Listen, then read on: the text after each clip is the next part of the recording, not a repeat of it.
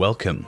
In this series, we'll introduce you to basic mixing terms and techniques to set you on the right track for your future music production. We'll show you how we went from this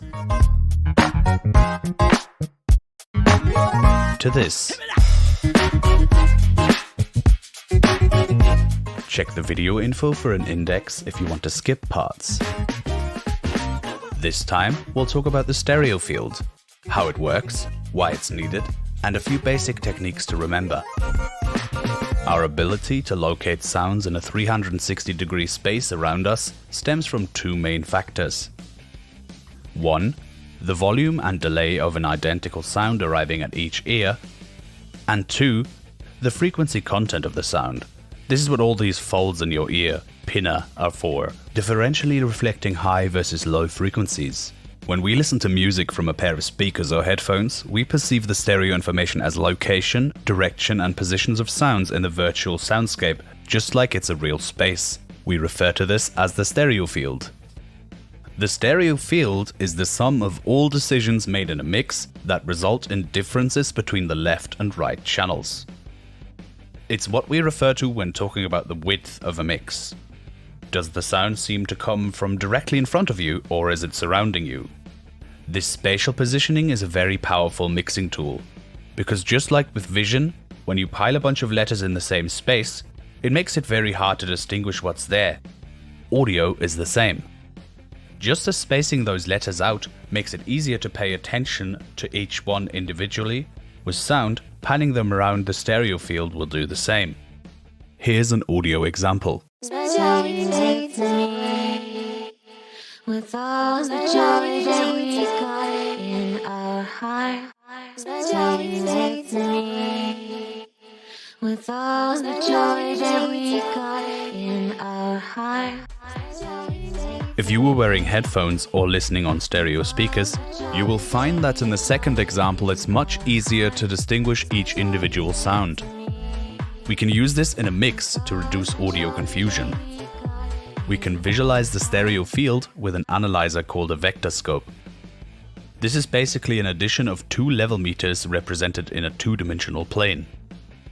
The two axes intersecting at a 90-degree angle in the middle are left and right. The center axis represents the center or the mid-channel. If a signal is the same on left and right channels, we will see only the center line show level. If it's only in the left channel, we will see activity there, and the same is true for the right channel. However, when we combine all three channels, we get a sort of cloudy looking image. This cloud of values represents the difference between left and right channels, or the side channel. If a signal is the same on left and right, but left and right channels are 180 degrees out of phase, the graph shows a horizontal line. This may make headphone users dizzy. This happens when you have only side signal, meaning left and right are maximally different. If any significant element in your mix looks a lot like this on the vector scope, you know it's time to make some changes. But why? Many listening environments will not provide perfect stereo separation. For example, a phone or a laptop. While manufacturers may claim that there are stereo speakers inside, due to the small form factor of the device, it is physically impossible to achieve near-perfect stereo separation like, for example, in headphones. The speakers are physically so close together that by the time the sound gets to your ears, it will have mostly combined to mono.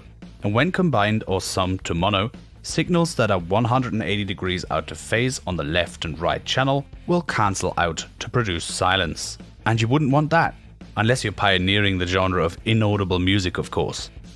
Instead of looking at a stereo signal as left and right channels, we can view it as a mid-side signal, where mid is the sum of left and right channels divided by 2.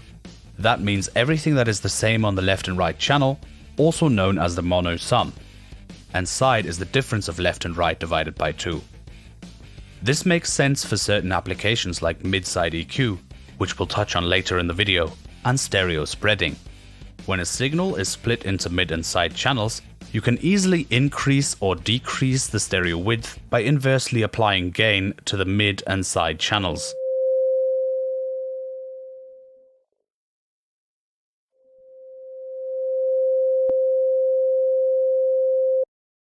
Make the mid channel louder and the side channel quieter, and you will get a less stereo result, and vice versa.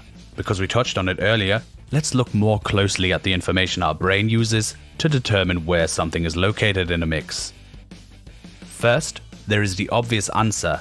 Sounds coming from the left side in real life will be louder in your left ear, simply because your head blocks some of the sound. So, level differences between the channels can emulate this real-life phenomenon. In the audio world, we call this process panning.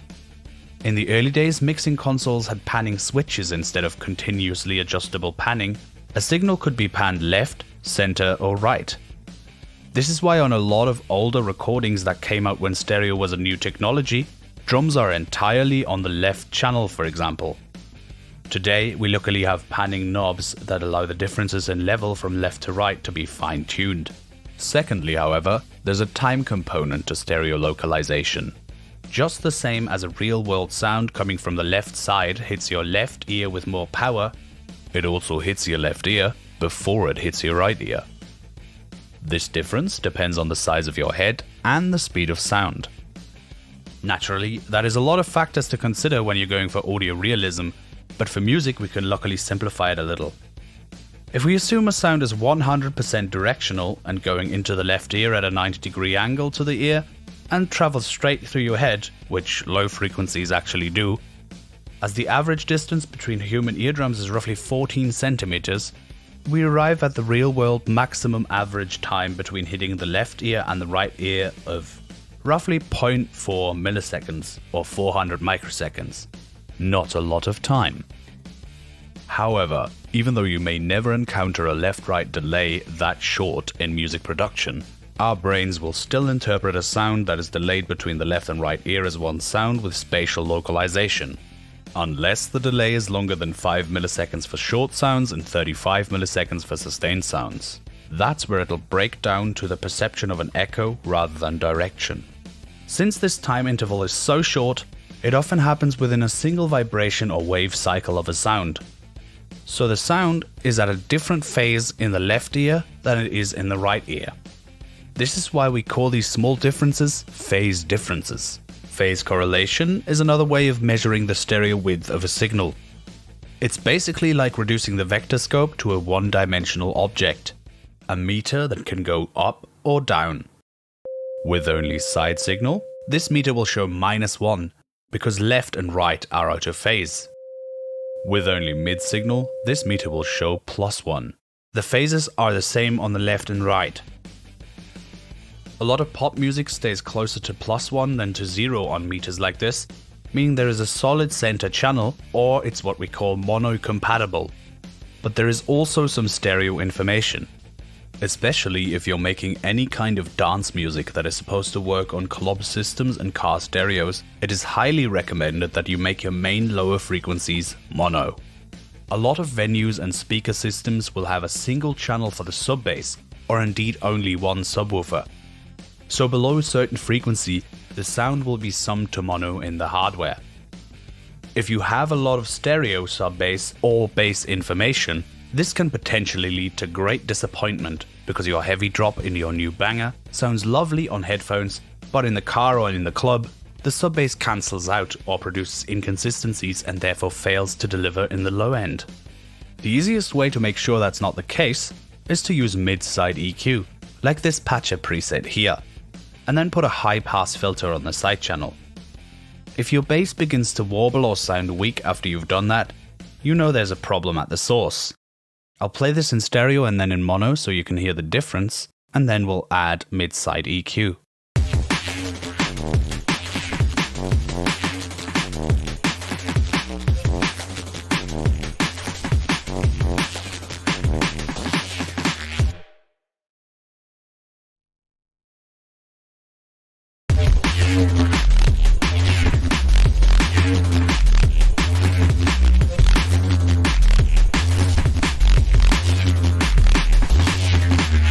Panning law decides how the panning functions in FL Studio apply level differences to the left and right channels. Triangular will result in a -3 decibel reduction in level at the center pan point. There is no interpolation, the gain isn't boosted or attenuated in any other way. If we paint this response onto a vector scope, we will get a triangle. This means the harder the signal is panned, the louder it will be when summed to mono. Circular instead reduces hard left and hard right by -3 decibels and interpolates the gain change smoothly. If we draw this response onto the vector scope, we get, you guessed it, a quarter of a circle. Since every point on a circle is the same distance from the center, every possible panning position will reduce the level gradually, so it is equal in level when summed to mono. That makes it much more intuitive to use, and it's why we call this one equal power panning. This is the default panning law in FL Studio. Stereo adjustments can make a busy mix feel like it has more space. It is easier to distinguish between two elements that are panned opposite to each other than two that are both panned to the center. The most obvious control to achieve a wider mix is the panning. It allows positioning signals from hard left to hard right. I like to pan drums from the drummer's perspective, but with the center axis of the drum kit going through kick and snare. This results in the hi-hats going on the left slightly and the crash going to the right. Lead instruments, like vocals, lead guitars and synths are important and therefore should be in the center of the mix, because you should clearly hear them no matter where you are in the room. So we won't change the clavinet's panning, we will however pan the brass and the single note guitar slightly opposite each other to increase separation.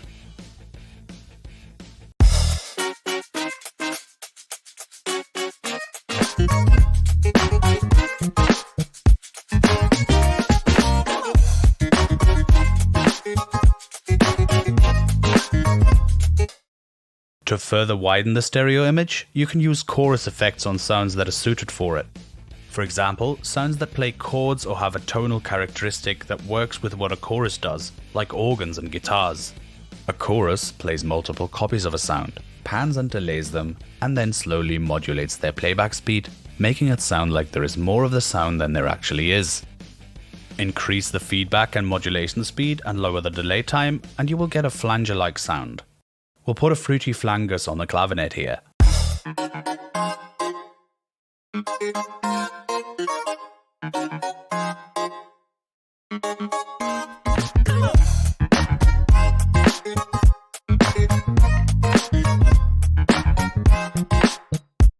A similar effect can be achieved if you're using synthesizers by using unison.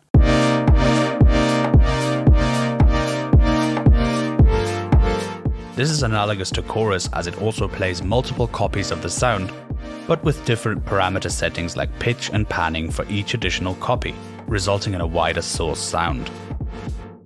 You can use the stereo spread control on mixer tracks to apply a general mid-side balance to your audio. Turn it to the left to widen, turn it to the right to merge to mono. FL Studio comes with two gain plugins equipped for widening or narrowing the existing stereo information in a sound: Fruity Stereo Enhancer and Fruity Stereo Shaper. Fruity Stereo Shaper can do a lot of things: panning, stereo widening, delaying left or right channels, and also introducing a frequency-dependent phase shift in the left or right channel. Most importantly, however, it comes with very handy presets that make it invaluable in an environment like Patcher. It can, for example, put out the left and right channels separately, or use either side as mono, or split a signal into its mid and side components so they can be processed differently. I'll set it up to give me independent left and right channels here, and I'll create width by individually equalizing left and right.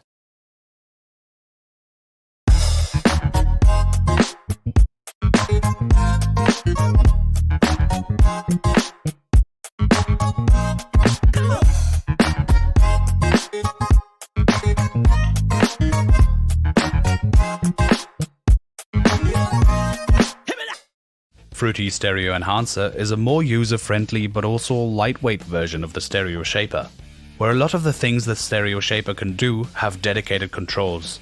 There is a stereo separation knob, which works like the one in the mixer, a phase offset between the left and right channel, a switch to invert the polarity of either channel, and panning and volume controls on the output.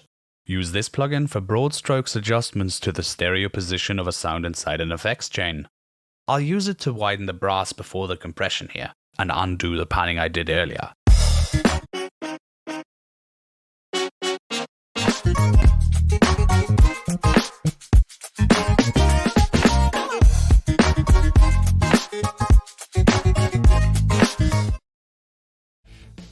Finally, Haas effect is a way to artificially create the time component of stereo localization we mentioned earlier. It's a delay between the left and right channels, making the sound come out of one speaker before it comes out of the other. Since this effect is the least mono-compatible one of all the ones we've mentioned, we've left it for last. To make a Haas effect, I'll add a fruity stereo shaper to my hi-hats and tambourines, and use the delay knob to dial in a little bit of artificial phase delay, adding to the panning I've already done.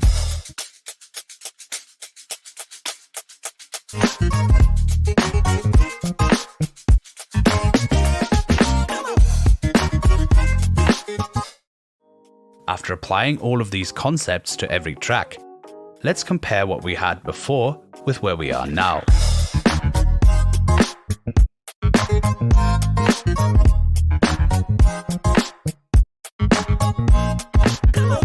The track is now moderately wider, and even though the change is subtle, it makes a big difference in how balanced and interesting the whole mix sounds.